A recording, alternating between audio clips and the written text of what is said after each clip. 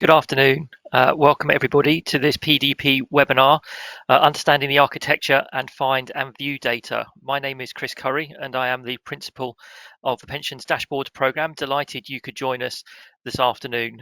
I'm very fortunate today to be joined by two of my colleagues, Gary Millar, who is Working Group Expert on the Pensions Dashboards Programme, and hopefully very shortly to be joined by Alistair Davies, who is the Lead Technical Architect.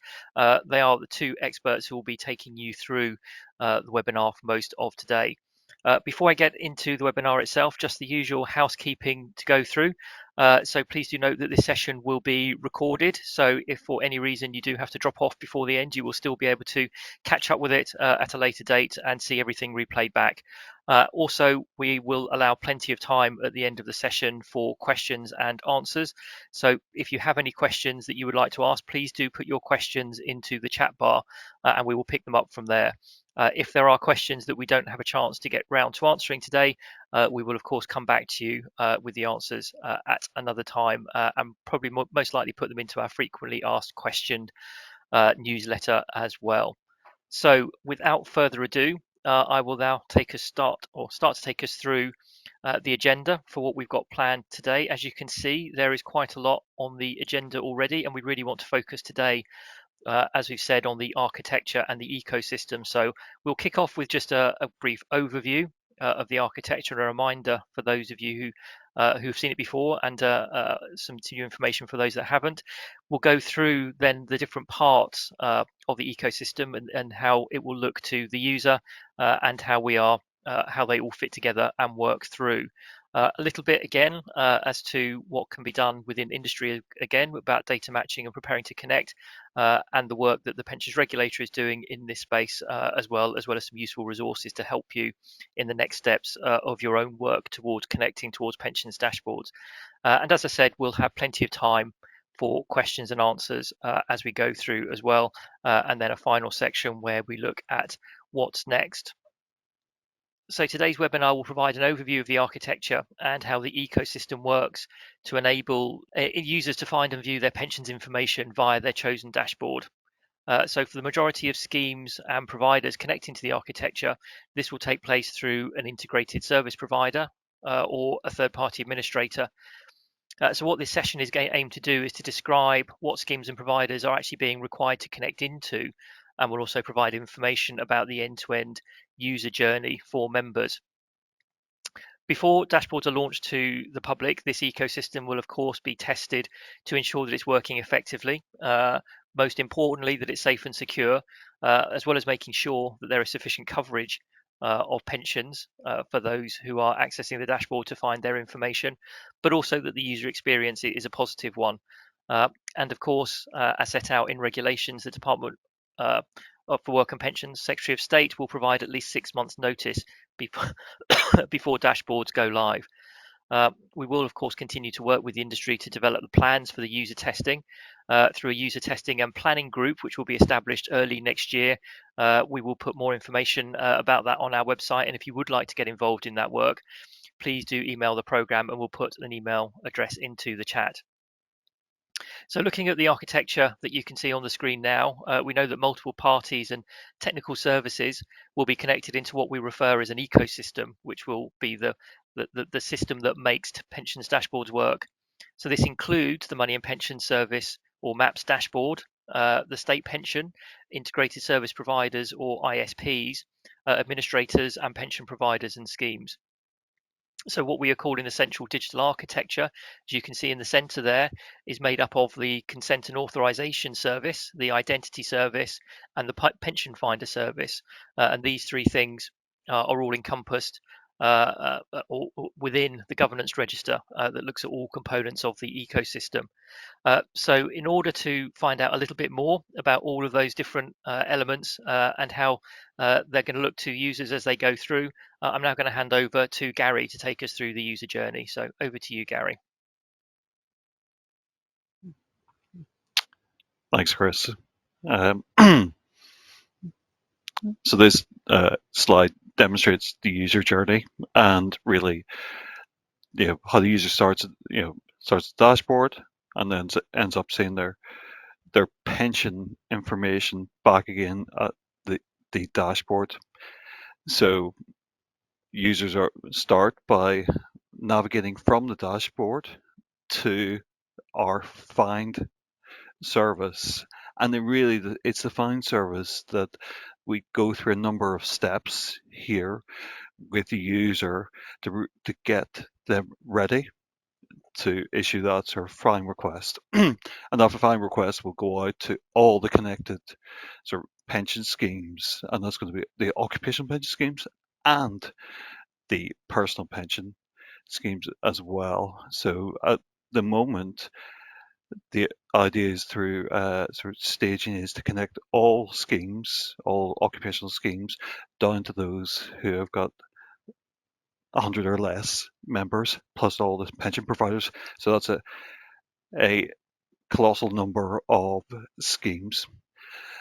But there's three real key activities here that the user has to go through whenever they're at the find service. And the first one that I'm going to mention, I think it's a really important one, and it gives occupational schemes, sorry, pension schemes and occupational schemes, that confidence of the identity of the individuals making that find request is we will put the individual, that user, through an identity service sort of check to confirm the user's identity, confirm really who they say they are, and provide a number of sort of verified items of information that will be sort of sent out to all those pension schemes.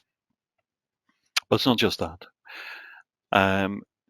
We're going to be capturing a number of permissions from the user at this stage as well.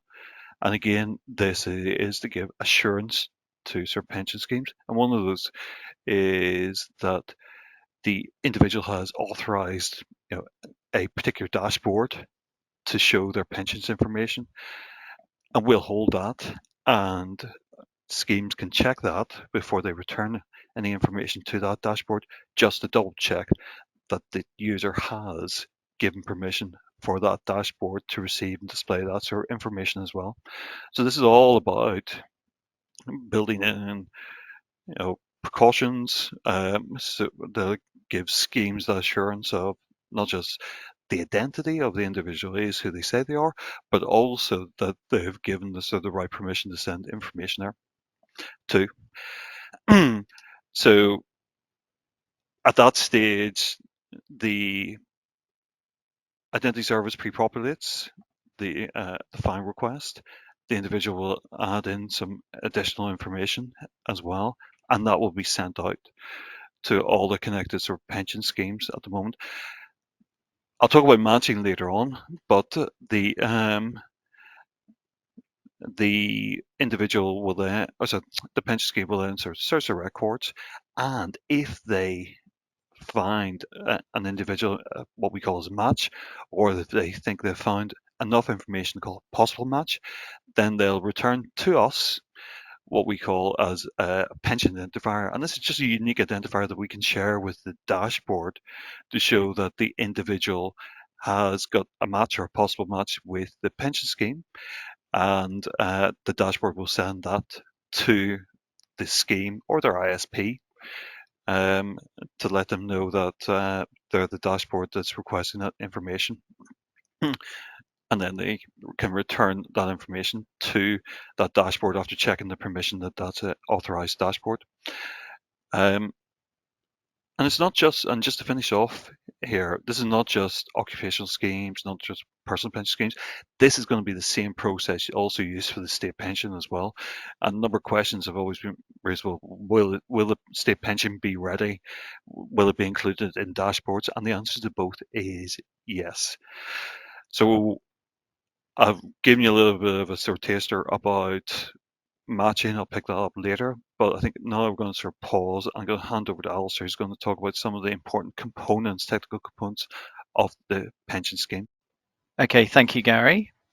Thanks very much. Right then, so we're going to talk about the components of the architecture here. So essentially, we have a number of key components that drive the architecture and the ecosystem. So we'll start with the pension dashboards at the top. So the pension dashboards themselves is the interface which users will be able to view the pensions information.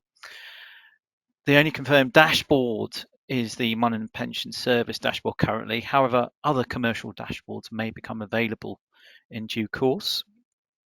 Secondly, we have the Consent and Authorization Service, which allows users to search for and to retrieve their data to a dashboard and enables users to manage consents, enter self-asserted find data, for example, national insurance numbers, which initiate find operations. The Identity Service is the verification of the user's identity and management of authentication credentials.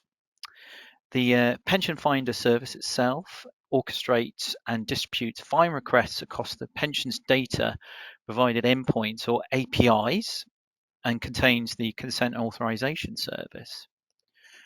We also have pension and provider schemes. Host find and view API endpoints, which are specific locations within an API that accepts requests and sends back responses, allowing the system components to communicate with each other, and internal pension finding matching functionality. Also, this enables the registered found pensions with the central digital architecture. Finally, we've got the governance register, which consists of both organizational processes and online IT components, which control which organizations and with which software can participate into the ecosystem. It also provides central reporting, technical monitoring, and similar services. Okay, thank you. Can we have the next slide, please?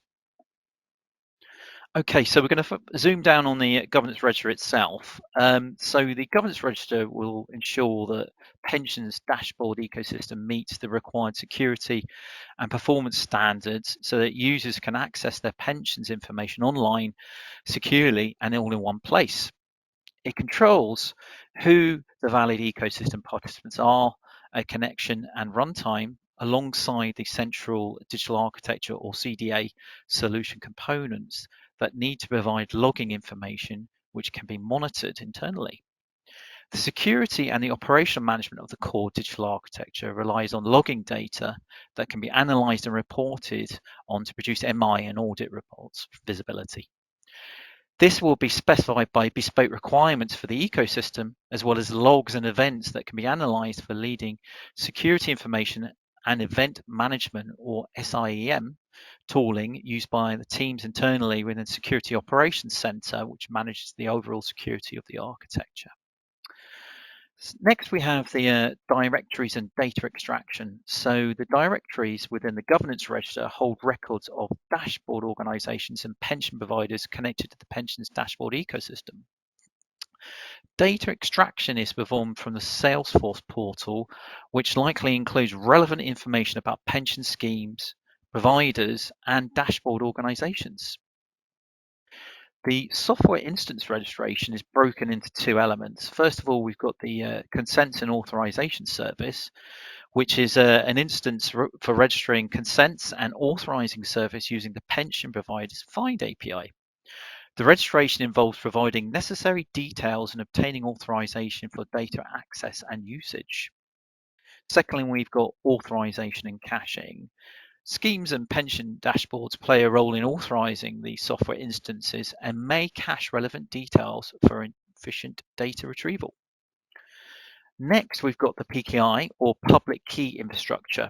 So this is the key element of this is certificate distribution. So the PKI manages the distribution of digital certificates to pensions dashboards, pension providers, and schemes. The certificates themselves are crucial for ensuring secure communication and data exchange within the ecosystem.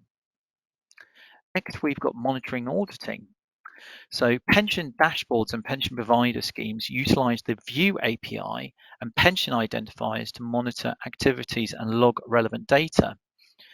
Monitors involve real-time tracking to ensure adherence to established policies and procedures.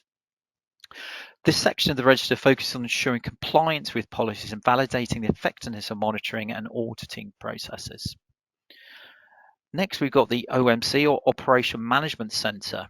So the operations management essentially has a process flow into the OMC, which is responsible for planning, implementing, and supervising the service. This includes the day-to-day activities related to the function of the pensions dashboard ecosystem. We've also got Security Operations Center, or SOC. So the SOC itself comprises a team of IT security professionals which monitor the entire IT infrastructure in real time. They also detect cyber security events promptly and take necessary actions to address and mitigate security threats. Okay, thank you. So next slide, please. So now we're going to talk about what find and view data is. I'll now explain this. So essentially, the pensions dashboard ecosystem will allow the necessary exchange of data to enable users to view their pensions information in a clear and simple way. This includes two main types: find data and view data. All users will have to provide information including their name, date of birth, and current address to identify the service to confirm who they are, who they say they are. Users can also provide additional information such as previous addresses, mobile numbers, email addresses, and national insurance numbers. This is the find data itself. The Pension Finder service securely sends the data to pension providers and schemes, and they will decide which find data elements they use to check against their records to see if there are any matches. If there are matches, the pension providers or schemes return the data to the user's dashboard, which is the view data itself. View data can include contact information for the provider, a description of pension type, such as state, defined benefit, or defined contribution, date payable, and a measure of pension value, including an estimate of how much the user will receive in retirement. Dashboards do not store this data. It is held by the pension providers and schemes. They act more like a switchboard to show their pension information. Okay, thank you. So now we'll move on to what the find data journey looks like. Now I've explained the different types of data, I've explained the journeys within the ecosystem. The find data journey starts with users accessing the dashboard. The dashboard redirects to the consent authorization user interface to perform authentication and identity verification actions against the ID provider. ForgeRock in the central architecture is the software that is held centrally within the central digital architecture and comprises of different components. So this comprises of the authorization pension identifier API.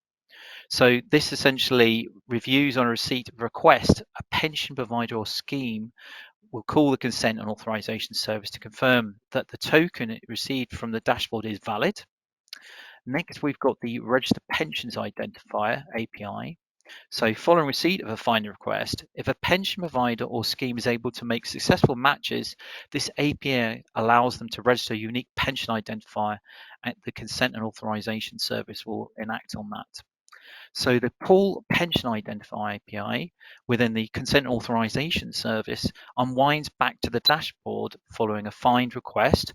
The dashboard can poll for any pension identifiers that have been found. Finally, we've got the deref pension identifier API. So this allows the dashboards to dereference a pension identifier or PIE to compose the view URL, which return the pension details.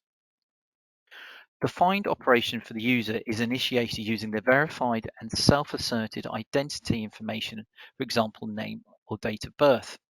The pension finder service orchestrates the find operation across all pensions data providers.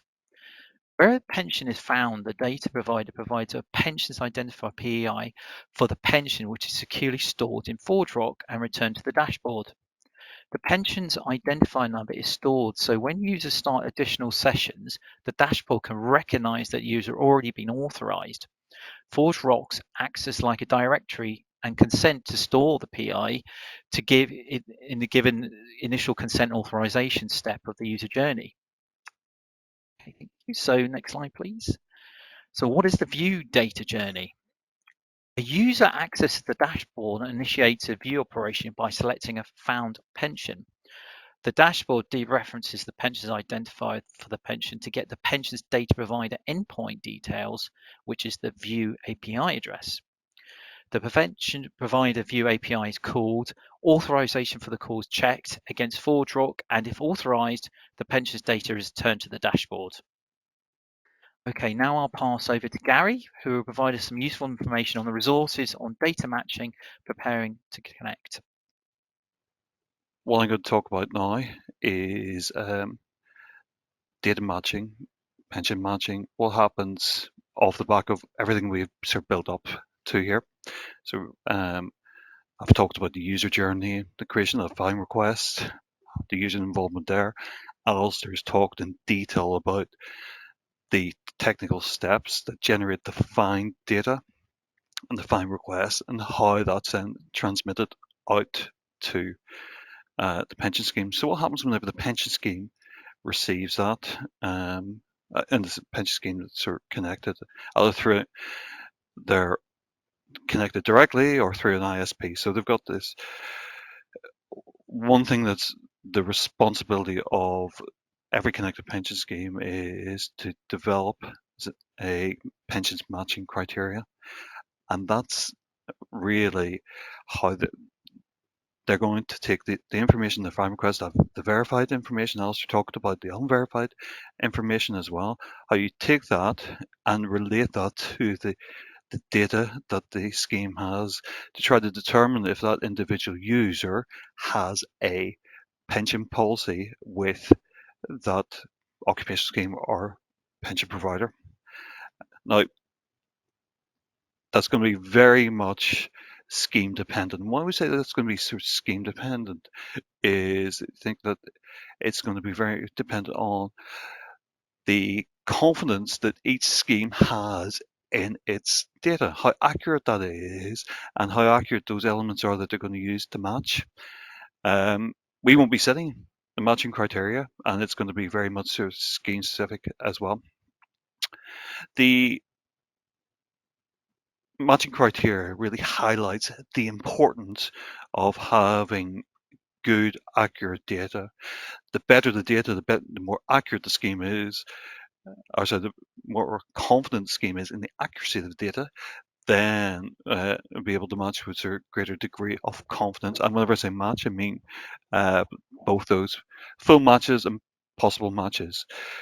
And create a good user outcome. And there is one of the risks that comes with having too many sort of possible matches is the users will be contacting the scheme sort of directly to try to sort of resolve those matches as well. So better the data, the more we hope that the more likely there's going to be more matches, less possible matches, and less users having to sort of contact schemes directly. So that's matching. Then moving on to the sort of checklist, and unfortunately we can have a colleague along from the regulator today to talk about their checklist. So I'm just going to sort of cover today, some of the key messages that the regulator has been sort of putting out to its regulated industry, and this is the focus on occupational pension schemes as well. So we highlighting the fact that, and we haven't touched upon it today in detail, is the department's developing a staging timetable for when schemes should connect to the Central Digital Architect, to the PDP. We all know there's a backstop of October 26, but there's going to be a guidance setting out the dates that schemes should be sort of connecting in sequence up until that point. And from sort of discussions with our colleagues in the department, we're hoping that that will be seeing the light of day to the wider industry in the new year as well.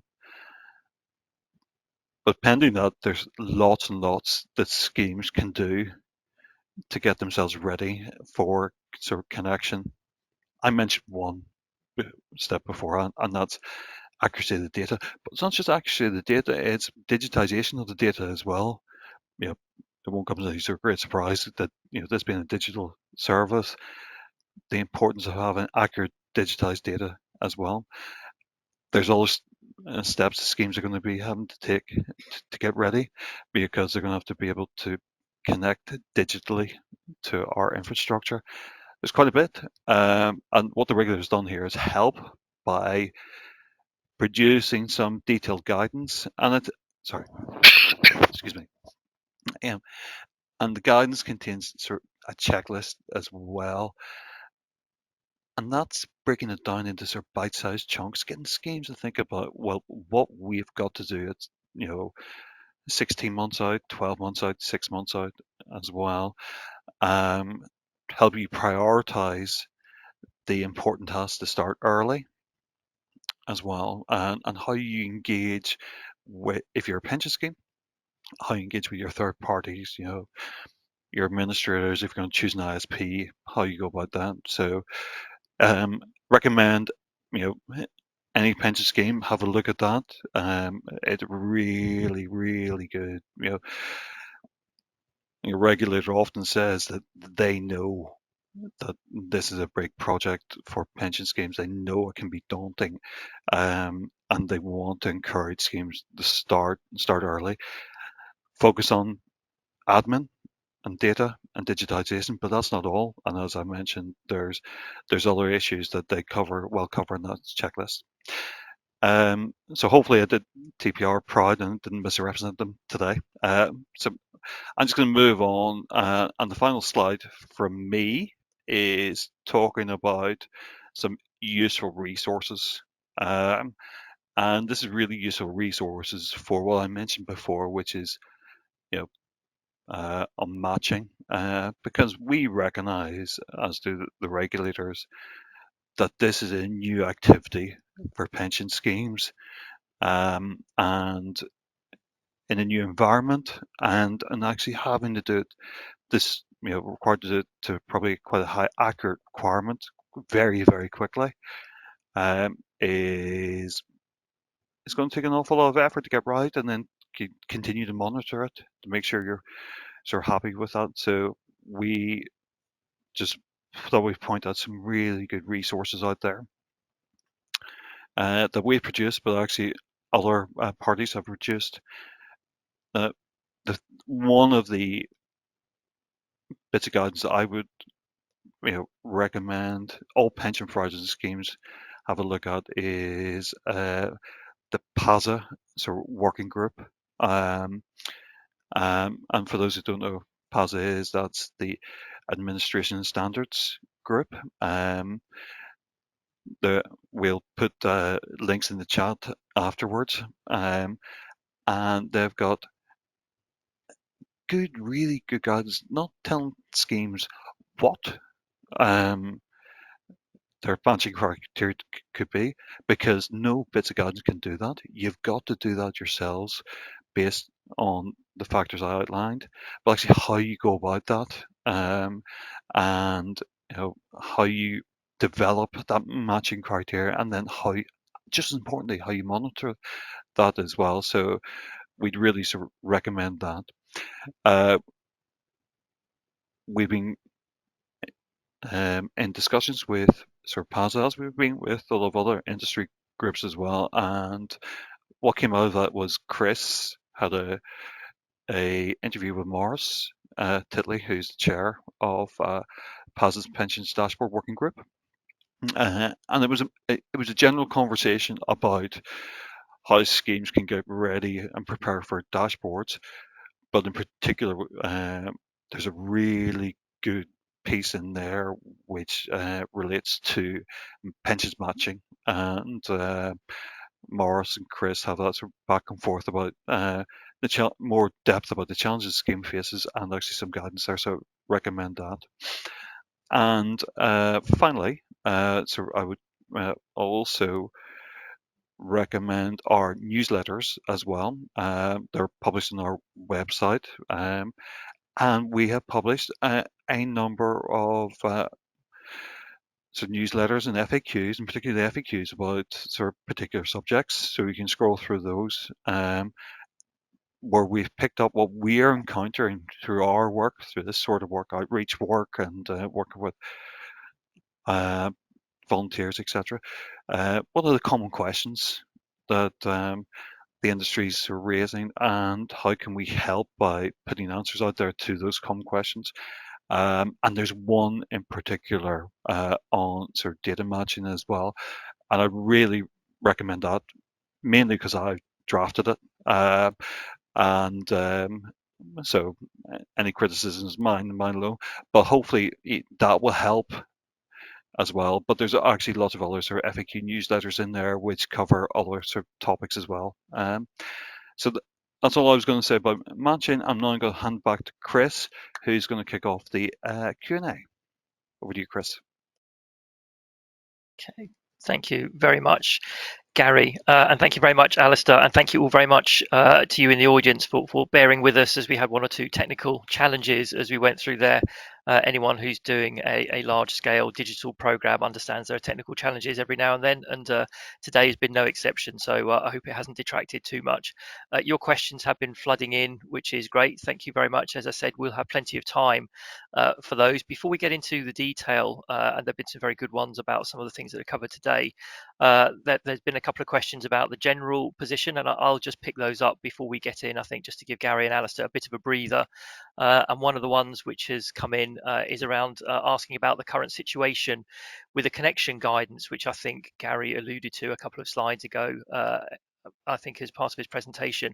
So just to bring everyone up to date, the Department of Work and Pensions has recently been undertaking some engagement on the draft staging timetable. That's the core part that's going to be published in guidance, and that included multiple different stakeholder groups, including our own connection forum. And with a quick plug for that, that's open to anybody who would like to sign up to come and listen to that information. And that was one of the avenues that was used by the DWP to start kick off their engagement around the guidance and and the staging timeline. And my understanding is that at the moment the DWP is currently considering that helpful feedback from that forum and others as well as they go forward. I think we can also say for definite that ourselves, the department and the regulators remain committed to giving industry enough time ahead of that guidance coming into force. And so the aim is still to publish the guidance with at least 12 months notice ahead of the first connect buy dates. And of course, that means for anyone who's not in that first wave, they'll have more than 12 months notice with which to prepare and get ready. That doesn't mean that people should be resting on their laurels at the moment. Of course, in the meantime, there's lots of work, as Gary's just been outlining, that you could do to prepare your data, for example, and also select a route to connection, and also just a final plug for the work of PASA, which is really, really helpful in this space. When they've recently published that helpful practical guidance on getting connection ready, which you can look at it alongside the information and the guidance from the pensions regulator. So a lot that can be done working in that space at the moment. So we've had one or two specific questions, and I'm going to take a couple together here. So this is for you, Gary, if that's okay. So it says, once a member has sent a find request, a match with their pension provider, will that match be permanent, or will it expire after a certain period of time? And a quick follow-up with that one as well, will users have to do a new find process periodically, for example, once a year, to make sure any new pension arrangements are captured? So Gary, maybe you could kick off with those.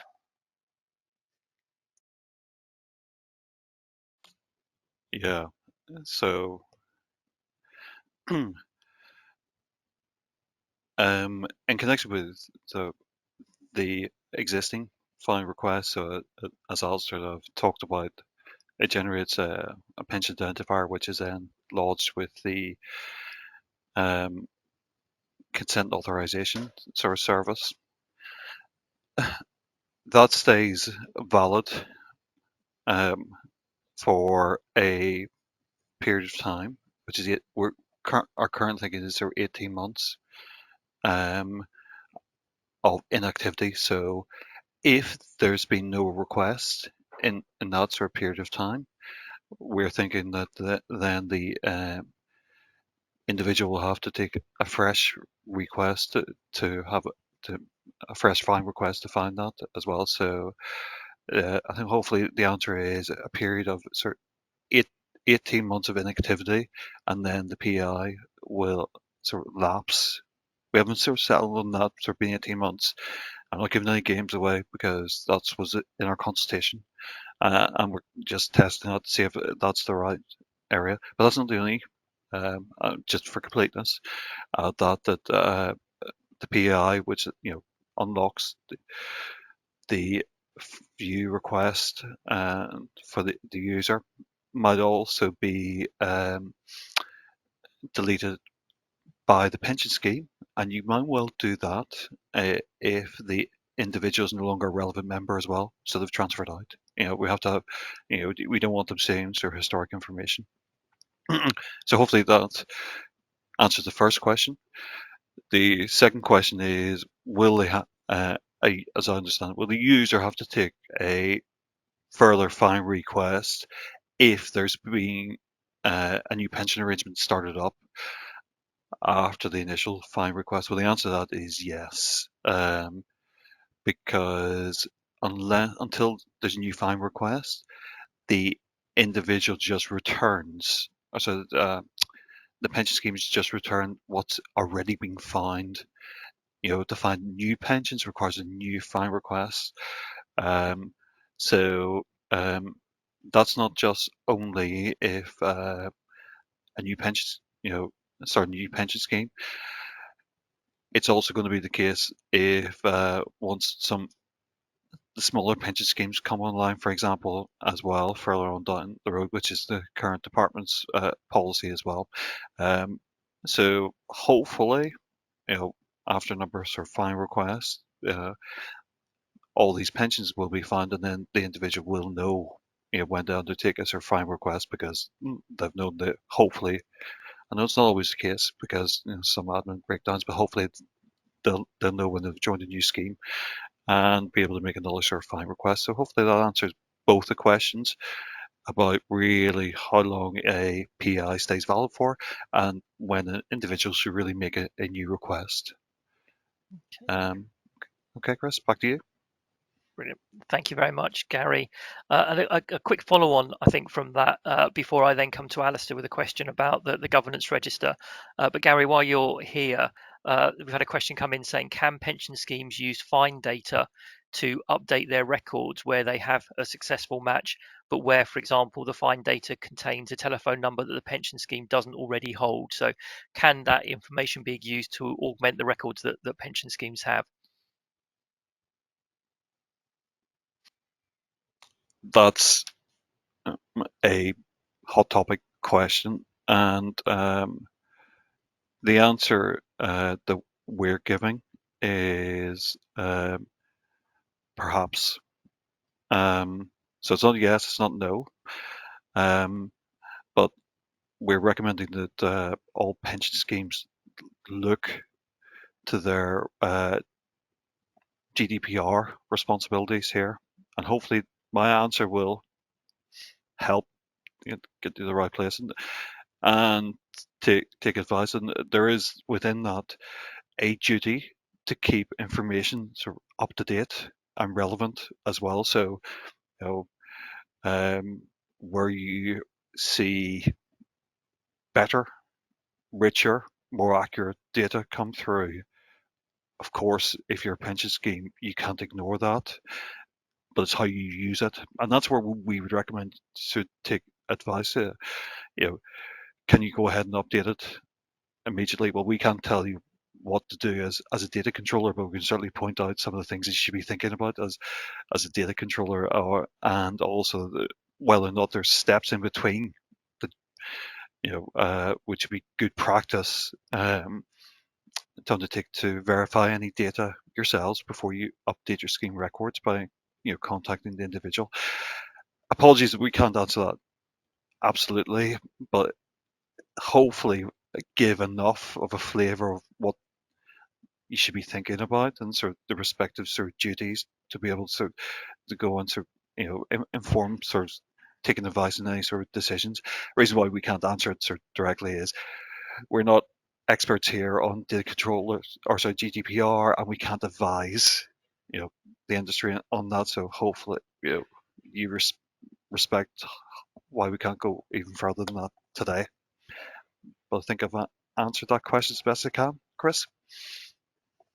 Yep, that's great. Thank you very much for that, Gary. So I'm going to come to Alistair next. So just give fair warning, because I know there needs to be a little bit of movement in operations behind the scenes. And while waiting for that question, I'll just pick up a couple that have come in around the state pension state pension about how they'll be shown and how it'll be calculated. And I think the best way to describe that at the moment is that is going to be consistent with the Check Your State Pension service that currently exists, and so that's a question that we'll get the response from the Department for Work and Pensions and make sure that we put that out as part of our newsletter. But now I can see Alistair in situation. I'll come back to the question that we've had about the governance register. So the question is, what reporting will be made from the governance register? Who will do this reporting, and who will be the audience of the output? So Alistair, maybe if you could cover that for me, that would be brilliant. Thank you. Thank you, Chris. So yeah, to answer that question, essentially, first of all, the audience for the governance register will be restricted to the operational team within the pensions dashboard program itself and the regulators only, because it's being used for internal capability and running the day-to-day operations of the service. We're keeping that to an internal, because it's the information itself is running the operations. So it won't be for external use beyond our participants. It'll be directly to the regulator itself, just in terms of monitoring an MI. So yeah, it's used for the operation of the architecture. Hopefully that answers the question, Chris. It does. Brilliant. Thank you very much. And while you're there, Alistair, got another one coming in, which I think is in that kind of technical area. So the question is that it says the view trigger was described as manual. A view request is generated when a user does something. The question is coming in: is that always the case? Is it always user generated? Yes, that's right, Chris. So view requests are triggered by a user requesting the view their pension information, essentially. So that's how it's triggered. Okay.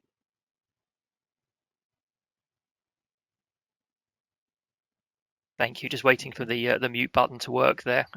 Thank you very much. So I think now another question, I think for Gary, and we've had one here, which is looking specifically, I think, around something which I know is a hot topic for many in the industry, around additional voluntary contributions. So I think the question here for Gary is, can we expect industry guidance on AVCs? You might not be able to see me. Can you hear me, Chris? I can hear you, Gary. Okay. Yeah. Okay. Do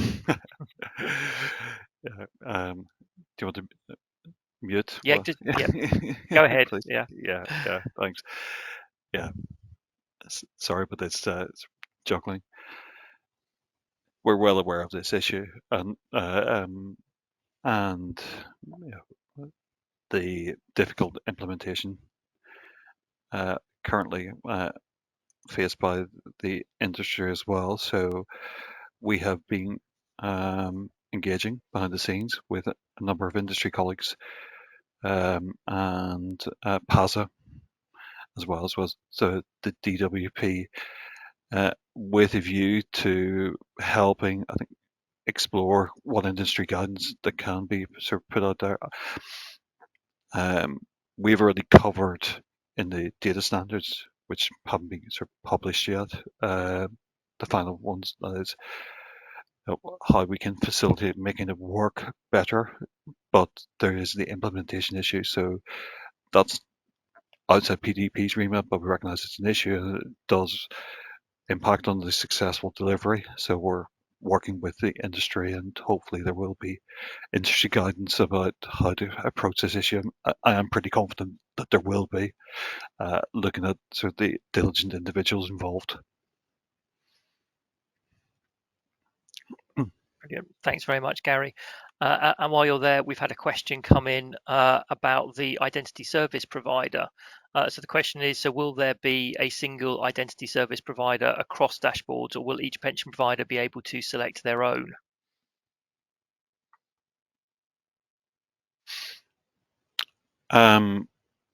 We haven't decided who we're going to appoint as an identity provider. We're having conversations at the moment, and we're exploring as we put out there publicly, the possibility of using sort of one login at the moment. Regardless of who we go with, that's not an exclusive contract. You know, if it's if it's one login, by the way, for people who don't know, is it's basically the government service, so that's not going to be available privately.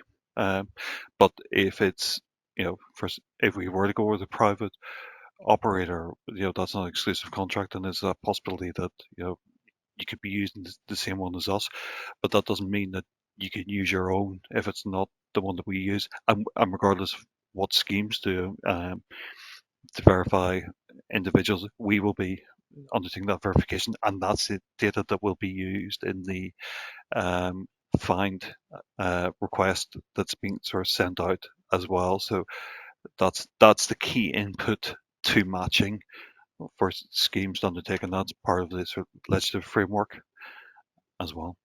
So I think that answers that question, Chris. I think so. Okay, brilliant. Thank you very much. And I think while you're here again, Gary, sorry to put you in the hot seat again. So we've had a question around view data.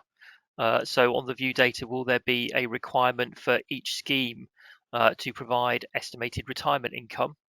And will this include a breakdown of options?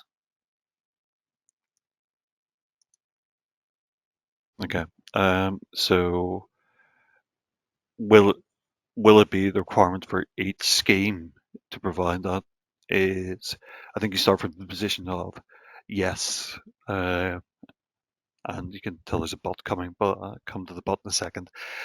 So the general position is that when individual has been matched, registered PAI, and as Alistair talked about, the view request goes to schemes. What are they required to generate? We're required to generate information about that sort of individual, about administration details, employer details. Start from the position that all schemes are required to return accrued data, what you could get if you were to retire now, even though that's sometimes an artificial exercise, but gives an idea of how much is being built up and what you would get if you retire in future, what we call sort of ERI at a point in time in the future. There are some exemptions to that, and some timing exemptions, and some small pot exemptions as well.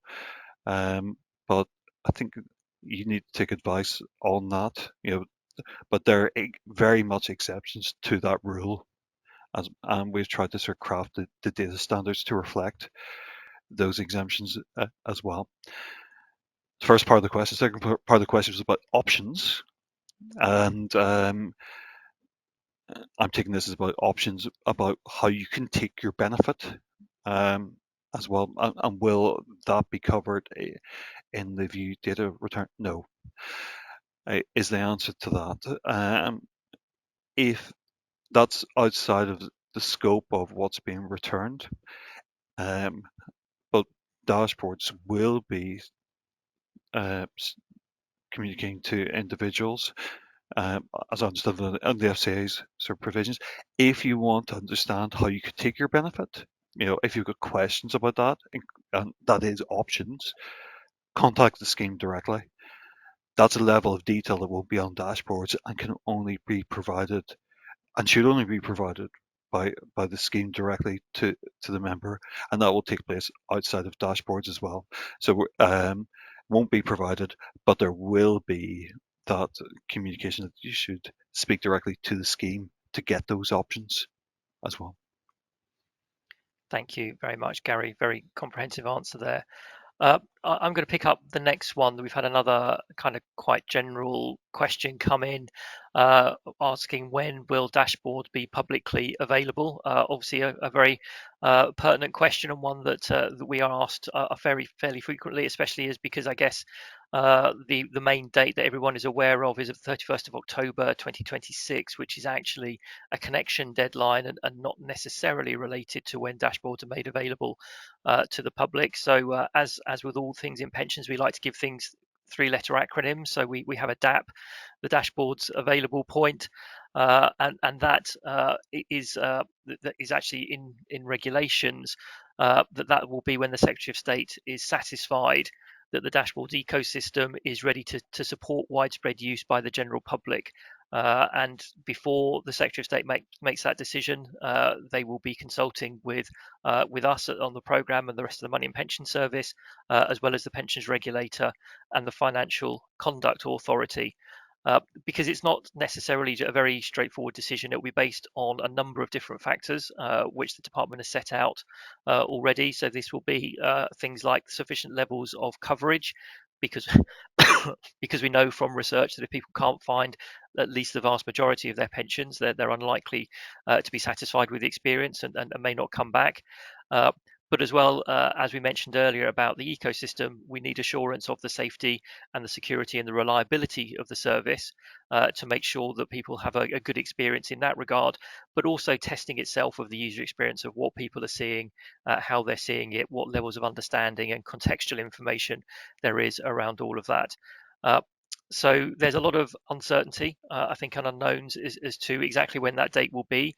A lot of it will depend on the user testing that we do, and a lot of it will also depend on the adherence to the guidance and the staging timeline. So if pension providers and schemes connect in line with the staging profile set out in guidance, then there is certainly the possibility that the dashboard's availability point could come before that connection deadline on the 31st of October 2026.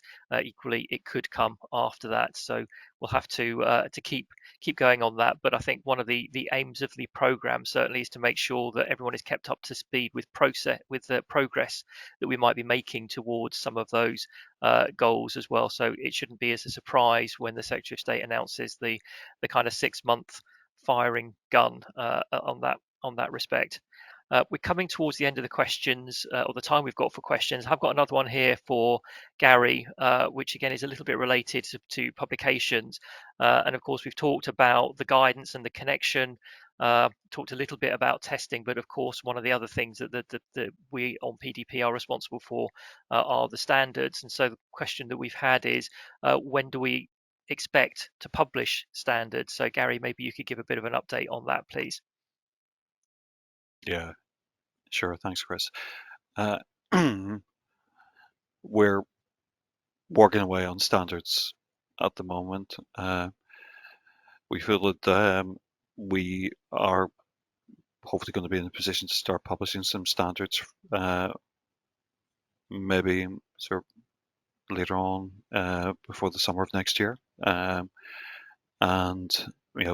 that's something we know we need to do to give schemes or advance notice of the detail that they'll be required to implement to be able to connect in time. So this is where my answer earlier about sort of the guidance, the connection guidance marries up here, because we know that we need to give people sufficient notice to be able to connect. But that's not just enough. That's not just sufficient. So it's also sufficient detail about what you have to do to be able to connect. One of the products that we're pretty confident we'll be able to publish first is the data standards, which is outlining the detail of this, the form and manner in which that information is going to be sent from the find service to schemes, and the view is going to be sent from schemes to dashboards as well. We're pretty advanced with that, and that's a pretty mature product as well. So I think really from the first half of next year onwards, watch this space. We'll be starting to publish standards, and that will be final standards, approved by the Secretary of State, come into force, and hopefully that will give the industry sufficient time, notice, and detail to be able to start to comply. And if you haven't picked it up already from what I've said, we are looking to publish when ready. We're not holding everything back until a big bang as well. We want to get detail out there as soon as we're ready to publish it as well. So it will come out once it's ready. We'll get it out there from first half of next year onwards, probably towards springtime for the earliest publication. Okay, brilliant. Thank you very much for that, Gary. And I think, unfortunately, that brings us to the end of our time for questions. I think we managed to do quite well, nearly half an hour's worth. So, and as I would say, as always at these events, we still have further questions that have come in that we haven't had an opportunity to answer.